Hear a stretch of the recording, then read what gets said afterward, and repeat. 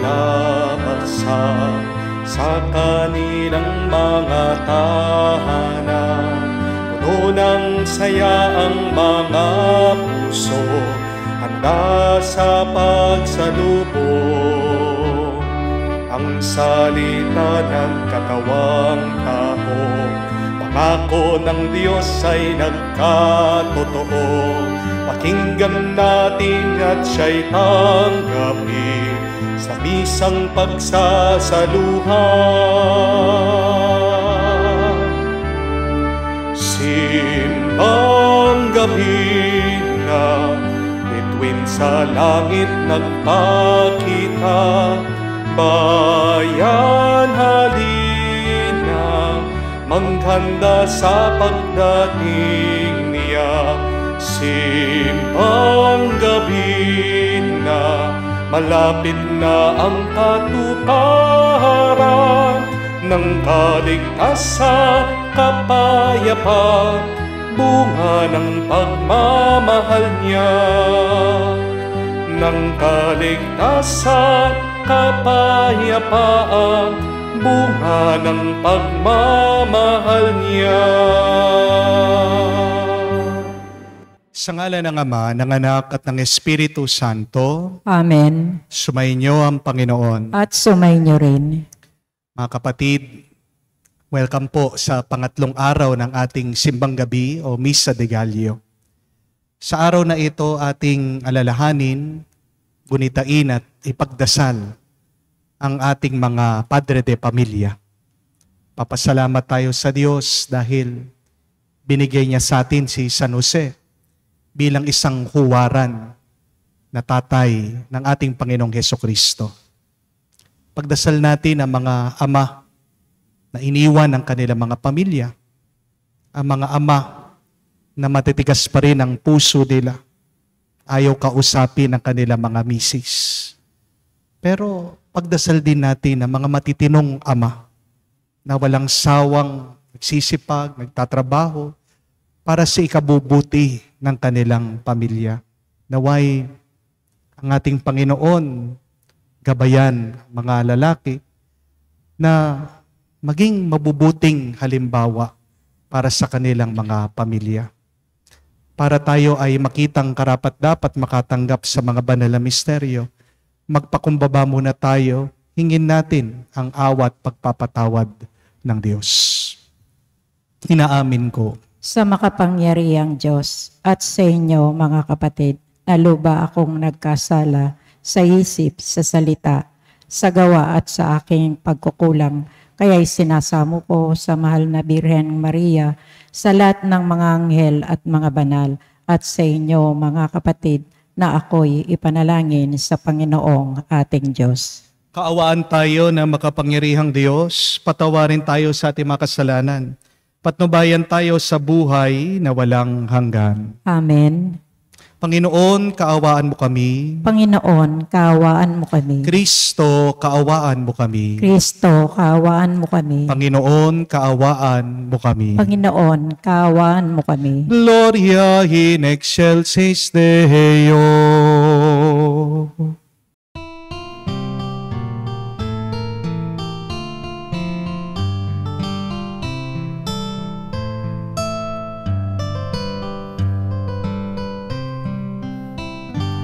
Luwalhati sa Diyos sa kaitaasan, paloob sa lupa ay kapayapaan. Pinupuri ka at ipinangdarangal, sinasamba ka dahil sa dakila mong kalwalhatian. Panginoon naming Diyos, Hari ng langit, Amang makapangyarihan, Panginoong Jesucristo, bugtong na anak ng Diyos, Kordero ng Ama. Ikaw na nag-aalis ng mga kasalanan ng sanlibutan. Tanggapin mo ang aming kahilingan, ikaw na naluluklok sa kanan ng Ama. ka sa amin. Ikaw lamang ang banal, Panginoong Jesucristo, kasama ng Espiritu, sa luwalhati ng Ama. Amen, amen, amen, amen.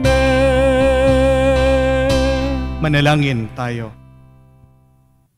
Ama naming makapangyarihan, niloob mo ang iyong salita na ibinalita ng anghel ay maging taong totoo sa sinapupunan ng mahal na Birhen. Ipagkaloob mong kami sumasampalatayang siya ay ina ng Diyos, ay matulungan niyang dumalangin sa iyo. Sa pamamagitan ni Jesucristo kasama ng Espiritu Santo, magpa sa walang hanggan. Amen.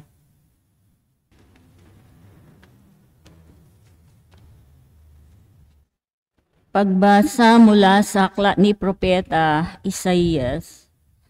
Nalalapit na ang araw, sabi ng Panginoon, na pasisibulan ko mula sa lahi ni David ang isang sangang matuwid, isang hari na buong karunungang maghahari. Paiiralin niya sa buong lupain ang batas at katarungan. Magiging matiwasay ang Uda sa panahon ng kanyang pamamahala, at ang Israel ay payapang mamumuhay. Ito ang pangalang itatawag sa kanya, ang Panginoon ay matuwid. Sinabi ng Panginoon, darating nga ang panahon na ang mga tao ay di na manunumpa ng ganito. Nariya't buhay ang Panginoon, nagpalaya sa Israel mula sa Ehipto. Sa halip sasabihin nila, saksi ko ang Panginoon na nagpalaya sa mga Israelita mula sa lupain ng hilaga at sa lahat ng lupaing pinagtapunan ko sa kanila. Babalik sila sa sariling lupa at doon muling mamumuhay. Ang salita ng Diyos. Salamat sa Diyos. Mabubuhay siyang marangal at sasagana kailanman. Mabubuhay siyang marangal at sasagana kailanman. Turuan mo yaong haring humatol ng katuwiran. Sa taglay mong katarungan, O Diyos, siya'y bahaginan, upang siya'y maging tapat, mamahala sa iyong bayan, at pati na mahihirap, maging tapat siyang tunay. Mabubuhay siyang marangal at sasagana kailanman. Kanya namang ililigtas ang sinumang tumatawag, lalo yaong nalimot ng mga taong mahihirap. Sa ganitong mga tao, siya'y lubhang nahahabag. Sa kanilang tumutulong upang sila ay maligtas. Mabubuhay siyang marangal at sasagana kailanman. Ang poong Diyos ng Israel, purihin ng taong madla, ang kahangahangang bagay, tanging siyang may gawa. Ang dakilang ngalan niya ay purihin kailanman, at siya ay dakilain nitong buong sanlibutan. Amen, amen. Mabubuhay siyang marangal at sasagana kailanman.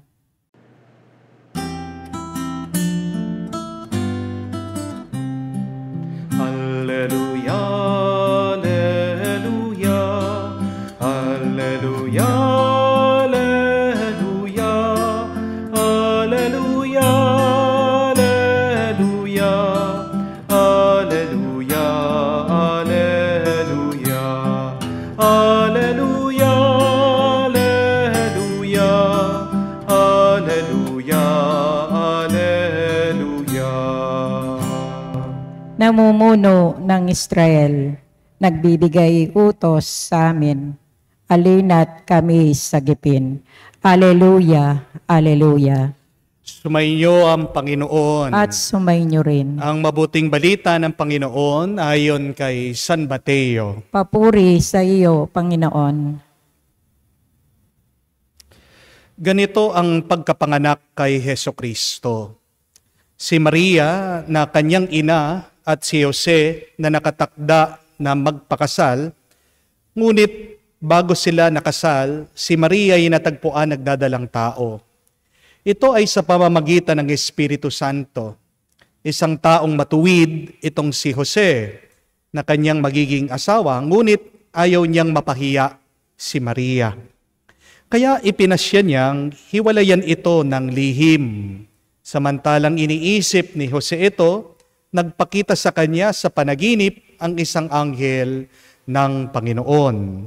Sabi nito sa kanya, Jose, anak ni David, huwag kang matatakot na tuluyang pakasalan si Maria, sapagkat siya'y naglihi sa pamamagitan ng Espiritu Santo. Manganganak siya ng isang lalaki at ito'y pangangalanan mong Jesus, sapagkat siya ang magliligtas sa kanyang bayan sa kanilang mga kasalanan. Nangyari ang lahat ng ito upang matupad ang sinabi ng Panginoon sa pamamagitan ng propeta. Maglilihi ang isang dalaga at manganganak ng isang lalaki. At tatawagin itong Emmanuel. Ang kahulugay kasama natin ang Diyos. Nang magising si Jose, sinunod niya ang utos ng anghel ng Panginoon. Pinakasalan niya si Maria, ngunit hindi ginalaw ni Jose si Maria hanggang sa may panganak nito ang isang sanggol na lalaki na pinangalanan niyang Jesus. Mga kapatid, ang mabuting balita ng ating Panginoon. Pinupuri ka namin, Panginoong Jesucristo. Magandang gabi po muli sa inyong lahat. I hope and pray na kayo pa rin po ay nasa mabuti at magandang kalagayan, lalong-lalo na sa ating pong debosyon sa pagsisimbang gabi. At dasal at dalangin ko po na lahat po kayo na araw-araw na sumusubaybay dito sa ating banal na misa ay matapos nyo itong novena. Hindi lang para makamtan nyo yung inyong hinihiling, pero sabi ko nga po, para lumalim pa ang ating pananampalataya at para lumakas ang ating pag-asa. Dahil kung walang pag-asa sa buhay, hindi po masarap mabuhay. Kung walang pag-asa sa buhay, para saan pa ang buhay? Kaya maganda at mabuting mabuhay, ito ay dahil sa tinanim na pag-asa ng Diyos sa atin. So mga kapatid, tayo pong lahat, pagpatuloy po natin ang araw-araw nating pananalangin at pagdarasal sa pamamagitan nitong ating online Mass. Sino po sa tingin niyo ang may mas mahirap na buhay? Ang babae o ang lalaki? Who do you think has a harder and difficult life? Is it the man or the woman? Ano pong say nyo? Mayroon pong gumawa ng isang eksperimento. Isa pong babae, nagpanggap po siyang lalaki. Gusto po kasi niyang malaman kung ano ang nararanasan, nararamdaman ng mga lalaki. Para po pagkatapos ng kanyang eksperimento, gagawa daw siya ng libro. Ibebenta po niya ito. Kaya anong ginawa nitong babae? Nagbihis po siya ng lalaki. Nagpagupit ng parang lalaki. Kumuha ng trabaho ng isang lalaki at nakipagbarkada sa mga lalaki. Nagpapanggap lang siya. Alam niyo po kung anong nangyari pagkatapos po ng ilang buwan doon sa babae? Na-depress po siya. Nagkasakit po siya. At sa kasawiyang palad, ang malungkot na kwento, nagpakamatay po itong babaeng ito. Bakit? Kasi naranasan po niya ang malungkot na sitwasyon at pinagdadaanan ng mga lalaki. Napakahirap po pala daw ng pagiging isang lalaki. Kapag lalaki ka, napakabigat ng trabaho mo. Ang lalaki, pinapahiya ng mga babae. Ang lalaki, bawal ilabas yung kanyang emosyon. Dapat tahimik lang siya. Pag malungkot ang lalaki, pag naiiyak siya, bawal siyang magpakita na tumutulo ang kanyang luha, na humahagulgol siya. Bakit? Kasi sasabihan daw siya na bakla siya, na mahina siya. Kaya nga po, May nagsabi nung minsan, only women, children, and dogs are loved unconditionally. But a man is loved only on the condition that he provides. Napakasaklap po ng mundo, no? Di po ba? Na ang mga babae, ang mga bata, ang mga alaga, sila lang yung minamahal mo kahit na wala silang gawin. Pero pagdating sa lalaki, minamahal lang siya pag may trabaho siya. Natatanggap lang siya pag masipag siya. Gusto siya pag meron siyang naibibigay, lalong-lalo na pag nagbibigay siya ng pera. Di po ba? Maraming mga lalaki sa buhay natin ang tahimik lang. Pero hindi ibig sabihin, mga kapatid, wala silang mabigat na pinagdadaanan. Ang mga padre de pamilya na nasa abroad, nangungulila, nagtitiis, kumakayod para sa kanilang mga pamilya. Ang mga security guard, ang mga driver na nagtitiis, nagpupuyat sa kanilang trabaho. Ang mga construction workers na nagtitipid ng kanilang sweldo. Minsan hindi po kumakain ng mga yan. Nagkakape lang. Paggabi na, iinom lang ng mga yan para po makatulog sila. Tinitiis ang kalam ng tiyan para meron silang sobrang maibigay sa kanilang mga pamilya. Ang mga pare na mag-isa sa kanilang mga kumbento pagkatapos ng kanilang mga misa, nilalabanan po ang lungkot ng pag-iisa. Opo, totoo naman, marami ang mga loko-lokong lalaki. Pero mas marami ang mga lalaki na tahimik, nagtsatsaga at matino. Amen? Marami pa rin po mga lalaki ang mapagmahal sa kanilang mga pamilya. At yan po ang kabanalan, hindi po ba? What is holiness? Holiness is silently, faithfully, and lovingly enduring life's challenges. Baka hindi niyo po alam ito. Isa sa mga pinakamarangal na santo sa kasaysayan ng ating simbahan ay hindi po obispo, hindi po pare, hindi po santo papa, hindi madre, hindi martir, hindi po monghe. Isa po sa mga pinakaunang santo ng ating simbahan ay isa pong lalaki, isang tatay, isang laiko, isang ordinaryong tao, isa pong simpleng manggagawa. Sino po? Si San Jose, ang ating narinig sa mabuting balita. Nakakapagtaka, kung babalikan niyo po, basahin niyo man ang Biblia, di minsan hindi natin narinig na nangusap, nagsalita si San Jose. Wala po kayong mababasa na may sinabi si San Jose sa Ebanghelyo sa mabuting balita. Pero, bakit napakarangal nitong si San Jose? Bakit kapitapitagan ang tatay ng ating Panginoong Jesucristo, si Jose? Saint Joseph, a male, a father, a simple worker, a carpenter, he did not say anything. He was silent, and yet, why was he great?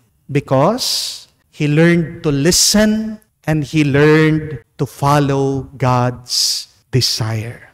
Mahirap man ang mga pinagawa ng Diyos kay San Jose, hindi po siya nagreklamo, hindi sumakit ang loob niya, hindi siya nagalit, hindi siya nagkasala, hindi niya nilabag ang kagustuhan ng Diyos. Tahimik si San Jose, pero marunong siyang makinig at sumunod sa Diyos. Bakit kaya minsan nagiging mahirap ang buhay natin? Kasi madalas, palagi na lang bunganga natin ang gumagana. Nakakalimutan natin na gamitin ang ating tenga, ang ating puso sa pakikinig at pakikiramdam. Amen? Nagkakagulo po ngayon sa mundo. Ang daming nagsasalita, ang daming nagpaparinig, ang daming sumisigaw sa kanilang paniniwala. Pero napakakaunti na mga nakikinig at sumusunod sa Diyos. Yan ang problema. Pumunta lang po kayo sa social media, ang daming nagko-comment, ang daming nagpo-post, ang daming mga opinyon ng ibang tao. Nakakahilo, nakakasakit ng ulo, nakakasawa, nakakalito. Di po ba? Nag-aaway-away ang mga tao. Bakit? Kasi Gusto nila, sila lang yung marunong. Gusto nila na sila lang yung pakinggan. Yan ang dahilan ng pag-aaway at ng gulo. Kaya nga, walang maayos sa mundo, lalong-lalo na sa bansa natin ngayon. Mga kapatid, may pag-asa pa. Bakit? Kasi pinakita po ni San Jose sa atin, pwede pala, meron pang mga natitirang matitinong lalaki sa gitna ng isang mundo na magulo at maingay. May pag-asa pa kasi pagka ingay-ingay man ng mundo, pwede pala na merong mga banal na lalaki na marunong makinig at unahin ang kagustuhan ng Diyos. Hindi ko po alam kung napanood nyo ito o nakita nyo sa social media. Sa TikTok, meron pong isang viral video tungkol po sa isang matandang lalaki, isang tatay. Ang pangalan po niya ay si Tatay Teofilo. Pero ang ganda po nung pangalan niya, no? Teofilo. Ibig po sabihin, dalawa po. Teo, Philo. Teo, ibig sabihin is God. Philo means love. A lover of God. Kawawa po itong matanda kasi nakatira po siya sa isang barong-barong sa malapit po sa tapunan ng basura sa likod po ng sementeryo. At ito pong matanda, si Tatay Teofilo, 98 years old. Pagkatanda-tanda, nangihina. Pero hindi po siya sumusuko na nagtatrabaho, lumalaban pa rin sa buhay. Bakit? Kasi po yung kanyang asawa, tong misis niya, may demensya, may sakit po sa pag-iisip. Kaya kailangan po niyang magtrabaho eh. Nakita po itong ginagawa ng matanda. Marami pong naawa. At sa awa po ng Diyos, sa grasya po ng Diyos, ang dami po nagpadala ng tulong. Nagbigay ng hollow blocks, pinagawa po nila yung bahay nila, nagbigay po ng pera, pinag-grocery po nila yung matanda, at binili pa po ng maliit na radyo para may libangan sila. Tingnan niyo po yan mga kapatid, no? Sa gitna ng mundo, ang puno ng mga loko-lokong mga lalaki. Napakarami po mga babaero, mga lasinggero, mga sugarol, mga adik, mga abusado. Marami pa rin po, tahimik lang sila. Hindi lang natin napapansin. Mga lalaki, matitino, at pinipilit na maging mabuti at banal. Yan ang pag-asa natin. Kaya huwag mong hahayaan na masira ang pag-asa mo. Kasi merong mga lalaki na lumalaban pa rin para sa kanilang mga pamilya. Amen? Sa mga tahimik at marunong sumunod sa Diyos, sa kanila po isinisilang ang ating Panginoong Hesukristo. May grasya na tatanggapin ang mga tahimik at marunong sumunod sa kagustuhan ng Diyos. Kaya mga kapatid, marami tayong mga kababayan, nagtitiis po sa hirap ng buhay. Pero hindi mo sila maririnig na nagwawala, nagrereklamo, o nagpapaimportante, nagpapapansin. Banal ang mga taong yan. Dahil wala silang ibang inaasahan kung hindi ang Diyos. Amen? Mga kapatid, magdasal po tayo sa banal na misang ito. Sana mahawa naman tayo sa kabanalan ni San Jose. Ang kailangan ng ating mundo ngayon, mas maraming matitinong tao. Ang kailangan ng ating panahon ngayon, mas maraming taong marunong sanang tumahimik, makinig, at sumunod sa kagustuhan ng Diyos. Para ang ating magulong mundo umayos. Sana pagdating ng panahon, magkaroon tayo ng kapayapaan at ang bawat isa sa atin ay mapuno ng tuwa at galak. Amen.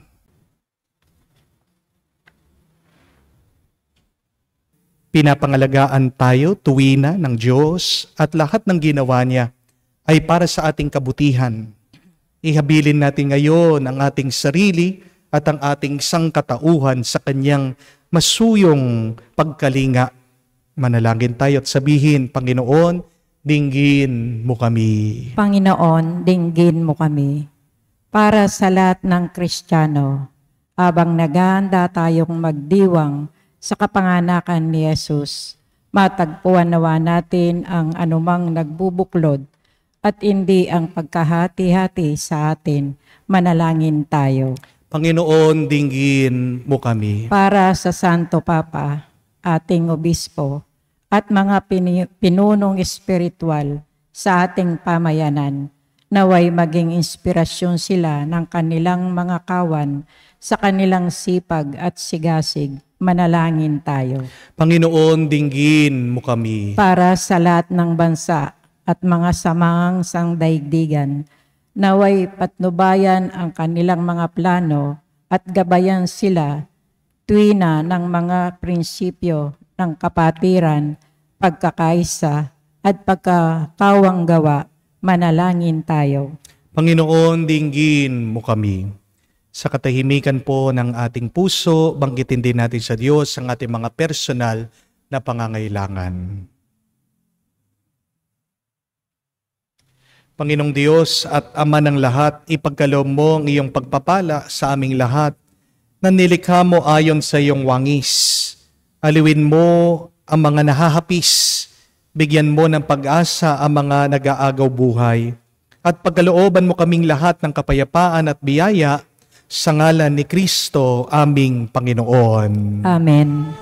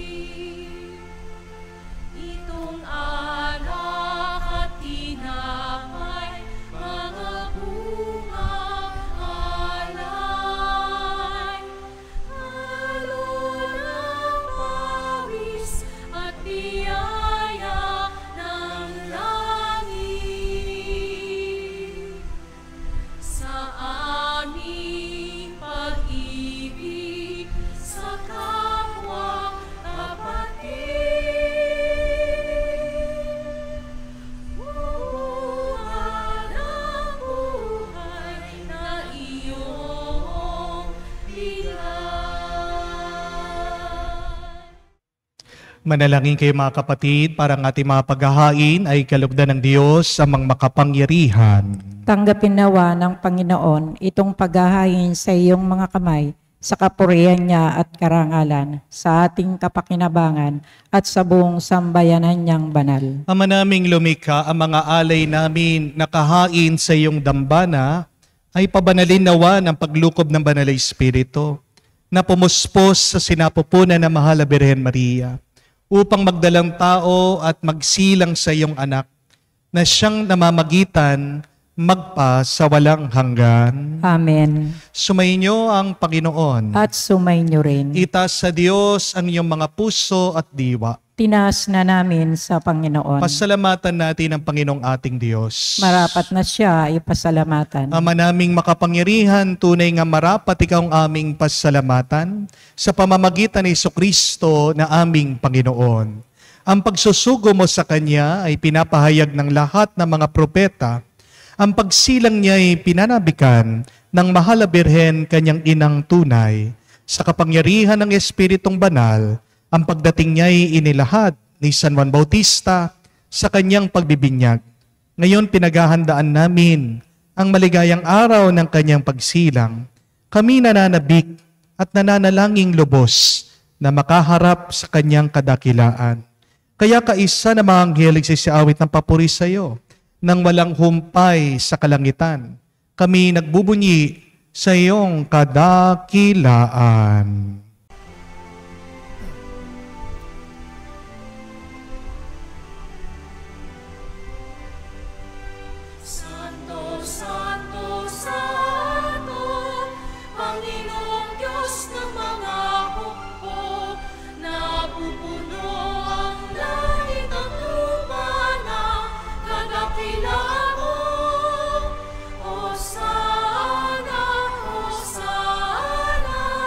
Sa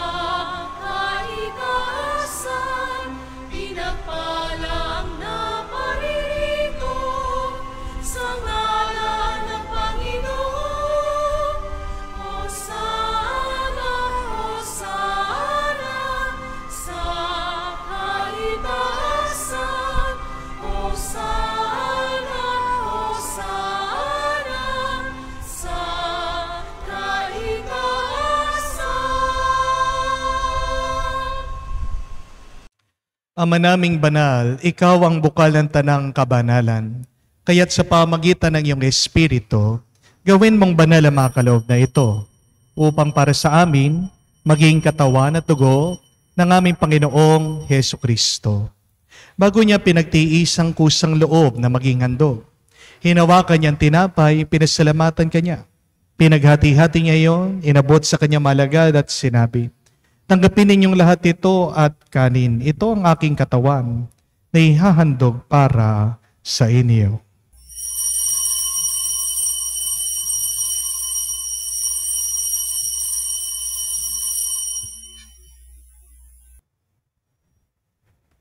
Gayon din naman na matapos ang hapunan, hinawakan niyang kalis, muli kanyang pinasalamatan. Inabot niya ang kalis sa kanya malagad at sinabi, "Tanggapin ninyong lahat ito at inumin. Ito ang kalis ng aking dugo, ng bago at walang hanggang tipan. Ang aking dugo na ibubuhos para sa inyo at para sa lahat. Sa ipagpapatawad ng mga kasalanan, gawin ninyo ito sa pag-aalaala sa akin."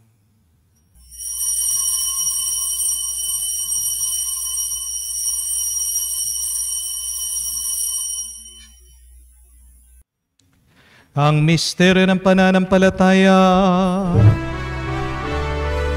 Aming ipinahayag na namatay ang iyong anak, nabuhay bilang Mesiyas at magbabalik sa wakas para mahayag sa lahat. Ama, ginagawa namin ngayon ang pag-alaala sa pagkamatay, muling pagkabuhay ng iyong anak. Kaya tinialay namin sa iyong tinapay nagbibigay buhay at ang kalis sa nagkakalob ng kaligtasan. Kami nagpapasalamat dahil kami yung minarapat na tumayo sa harap mo para maglingkod sa iyo. Sinasamo namin kami magsalo-salo sa katawan at tugo ni Kristo ay mabuklod sa pagkakaisa sa pamamagitan ng Espiritu Santo. Ama, lingapin mong iyong simbahan, laganap sa buong daigdig. Puspusin mo kami sa pag-ibig. Kaisa ni Francesco ang aming Papa, Florentino aming Arsobispo, at ng Tanang Kaparian. Alalahanin mo rin ang aming mga kapatid na nahimlay at may pag-asang sila'y muling mabubuhay. Gayon din naman lahat ng mga pumanaw, kawan mo't sila't patuloyin sa iyong kalibanagan. Kawan mo't pagindapating kaming lahat makasalo sa iyong buhay na walang wakas. Kaisa na mahal na Birhen Maria, Ina ng Diyos, kaisa ni San Jose, kanyang maligayang esposo, kaisa na mga banal na apostol, lahat ng mga santo na namuhay dito sa daigdig, nakalugod-lugod sa iyo. May pagdiwang nawa namin ang pagpupuri sa ikararangal mo sa pamamagitan ng iyong anak, aming Panginoong Heso Kristo. Sa pamamagitan ni Kristo, kasama niya at sa Kanya, ang lahat ng parangal at papuri ay sa iyo, Diyos Ama, makapangyarihan, kasama ng Espiritu Santo, magpasawalang hanggan. Amen, Amen, Amen. Sa nakakagaling na utos sa turo ni Jesus sa Panginoon natin at Diyos, ipahayag natin ang lakas loob.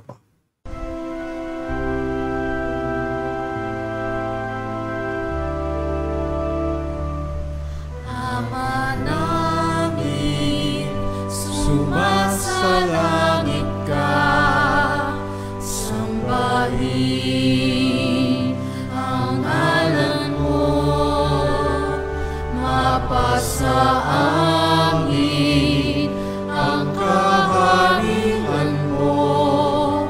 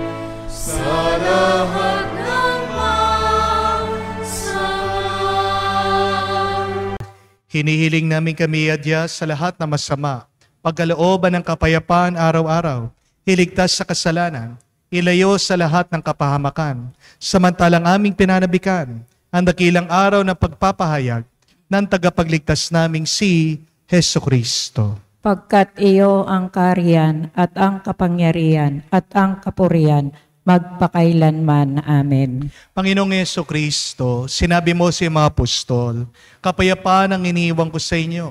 Ang aking kapayapaan binibigay ko sa inyo.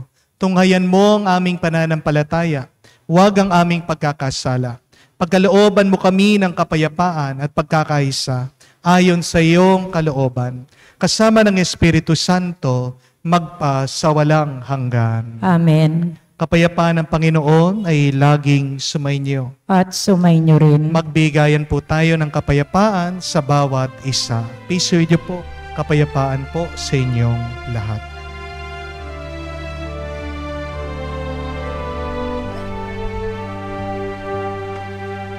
Cordero ng Diyos na nag-aalis ng mga kasalanan ng sanlibutan,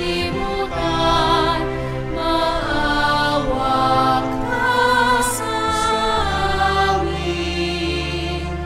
Maawa ka sa amin. Cordero ng Diyos na nag-aalis ng mga kasalanan ng sanlibutan, maawa ka sa amin. Maawa ka sa amin. Cordero ng Diyos na nag-aalis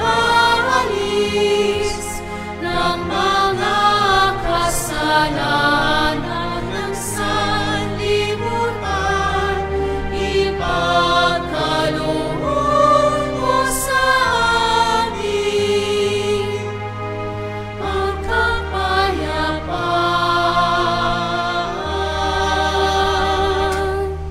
Mga kapatid, naririto ang ating Panginoong Jesucristo, ang Kordero ng Diyos. Siyang nag-aalis sa mga kasalanan ng sanlibutan. Mapalad tayong lumalapit sa piging ng Kordero. Panginoon, hindi ako karapat-dapat na magpatuloy sa iyo, ngunit sa isang salita mo lamang ay gagaling na ako.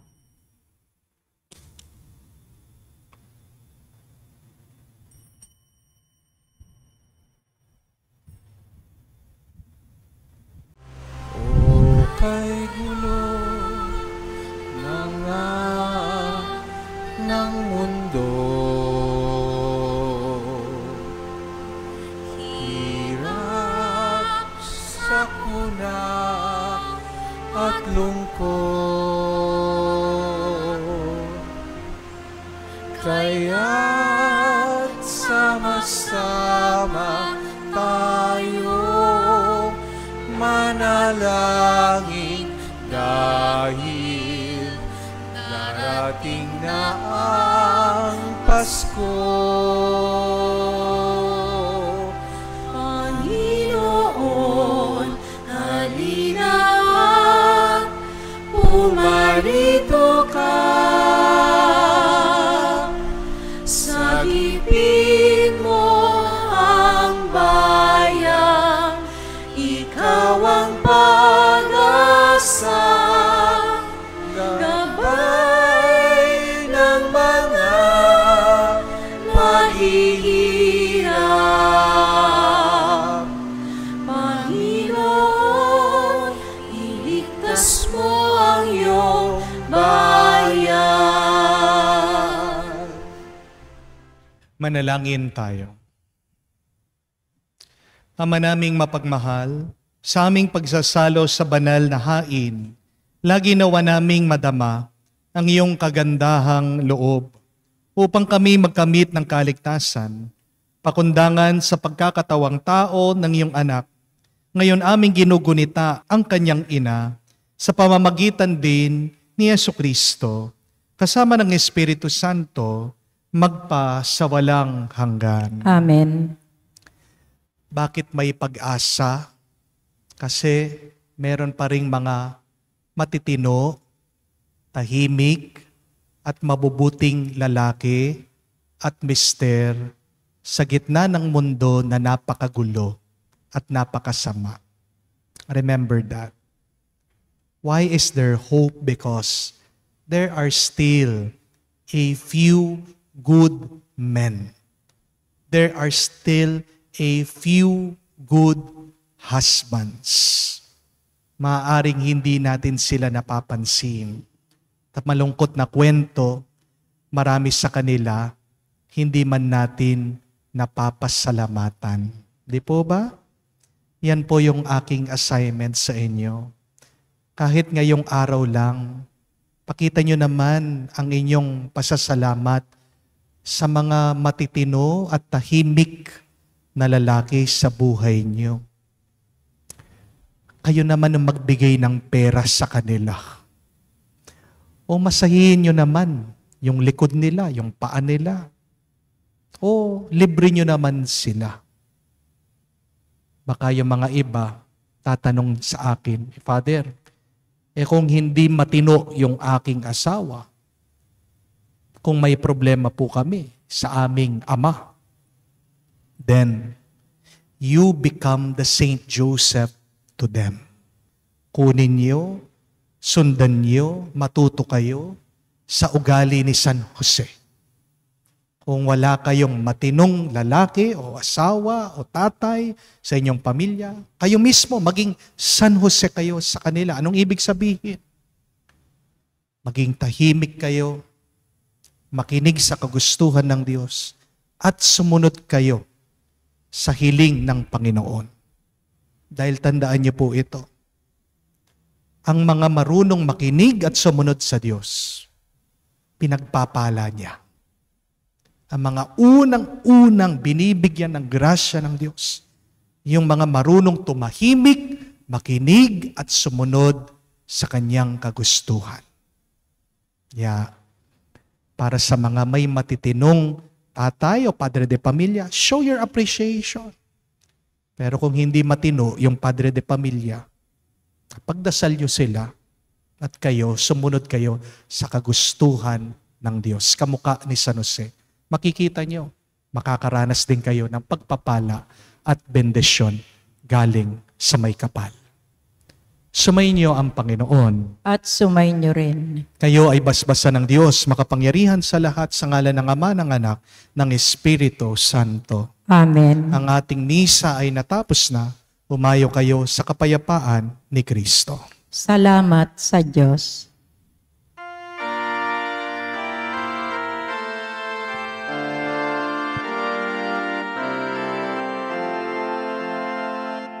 Maghintay tayo sa Diyos, ang araw niya'y malapit na.